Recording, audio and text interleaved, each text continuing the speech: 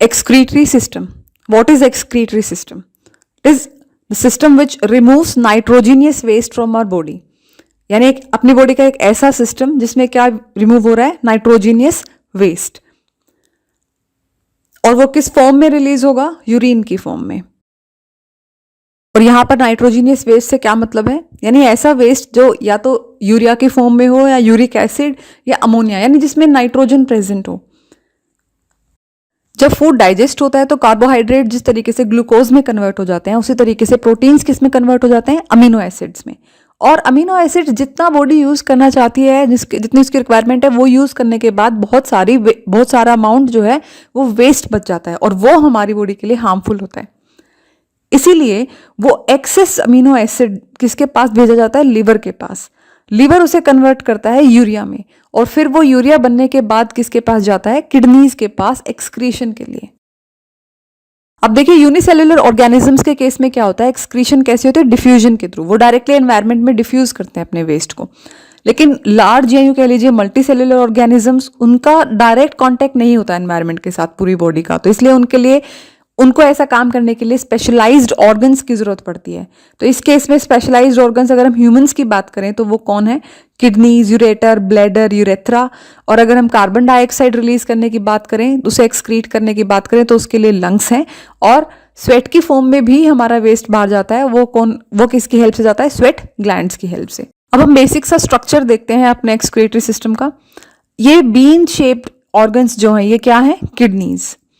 और फिर उसके बाद जो इनसे पाइप कनेक्टेड है, जैसे यूरिन पास करते हैं यूरिनरी ब्लैडर में। और फिर ब्लैडर क्या है, एक तरीके का स्टोरेज, एक कंटेनर है जिसमें यूरिन काफी देर तक स्टोर रहता है, जब तक कि हमें अर्ज ना हो यूरिन पास करने की। फिर यूरेथ्रा के थ्रू वो पास आउट किया जाता है। उसके रेगुलेशन के लिए मसल्स हैं जिनका क्या नाम है, sphincter muscles. Kidneys are located in abdomen, one on either side of the backbone. Urine is produced in kidneys and release through urethra, ये हमने थोड़ी देर पहले देखा था।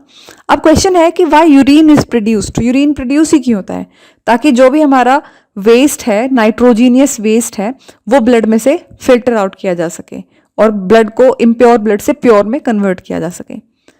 और इसके लिए हमारी किडनीज की जो बेसिक फिल्ट्रेशन यूनिट्स हैं उनको क्या कहते हैं, नेफ्रॉन।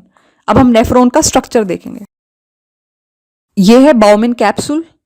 बाउमेन कैप्सूल में ग्लोमेरुलस वेस्ट आता है। वो कैसे आता है, ये क्या है, एफरेंट आर्ट्रियोल, और उस तरफ क्या लिखेंगे, इफरेंट आर्ट्रियोल। एफरेंट आर्ट्रियोल किसका पार्ट है, रीनल आर्टरी का। यहां से क्या आता है, ब्लड आता है, ऑक्सीजनेटेड ब्लड होता है, लेकिन इम्प्योर है, जिसमें नाइट्रोजीनियस वेस्ट है। आप देख रहे हैं कि एफरेंट आर्ट्रियोल वाइड है as compared to efferent arteriole. ऐसा क्यों है, ताकि ब्लड को प्योरीफाई या यूं कह लीजिए फिल्टर होने में के लिए प्रॉपर टाइम मिले यहां, ताकि यहां पर अल्ट्रा फिल्ट्रेशन हो सके। ग्लोमेरुलस एक तरीके की कैपिलरीज हैं जो हमने ये सर्कुलर डॉट्स सर्कुलर से दिखाई हैं। और फिर यहां से अल्ट्रा फिल्ट्रेशन के बाद जो वेस्ट निकल कर जाता है उसे कहते हैं ग्लोमेरुलस वेस्ट। उस वेस्ट में बहुत सारे इंपॉर्टेंट सब्सटेंसेस भी होते हैं जो अपनी बॉडी के लिए रिक्वायर्ड होते हैं। ये एज इट इज उन्हें पास कर देता है, तो उसे वापस रीएब्जॉर्व करने के लिए हमारे पास ये कॉइल्ड स्ट्रक्चर है। इस कॉइल्ड स्ट्रक्चर को क्या कहते हैं, PCT. PCT stands for proximal convoluted tubules. ये क्या करती हैं, रीएब्जॉर्व करती हैं इंपॉर्टेंट सब्सटेंसेस को और वापस ब्लड में डिफ्यूजन के थ्रू वासा कावा की हेल्प से वापस ब्लड में ट्रांसफर कर देती हैं। फिर वो वेस्ट जो है वो हेनलेज लूप से होते हुए कहाँ जाएगा, डीसीटी में। फिर डीसीटी से अब वो यूरिन में कन्वर्ट हो चुका है और वो कहाँ जाएगा, कलेक्टिंग डक्ट्स में। अब डीसीटी का क्या काम था, सिलेक्टिव रीएब्जॉर्प्शन। इसी तरीके से डीसीटी का क्या फंक्शन है, osmo regulation. Osmo regulation means, osmo means water and regulation means control करते हैं, वाटर रेगुलेशन, वाटर को कंट्रोल करते हैं, वाटर के फ्लो को इन एंड आउट की किस तरफ किस वाटर की ज्यादा कंसंट्रेशन होनी चाहिए, यूरिन में या बॉडी में। Then we should also know about properties of urine. उसका कलर कैसा है, येलो, और वो ट्रांसपेरेंट होता है। ये किस वजह से है, यूरोक्रोम नामक पिगमेंट की वजह से। जनरली हम कितना यूरिन रिलीज करते हैं एक human being, 1 to 1.5 litre per day. PH कितना है इसका, 5 to 8। स्मेल कैसी आती है, अमोनिया लाइक स्मेल। अब एक्सक्रीटरी सिस्टम का एक इंपॉर्टेंट पार्ट, आर्टिफिशियल किडनी, जिसको हीमोडायलिसिस भी बोलते हैं।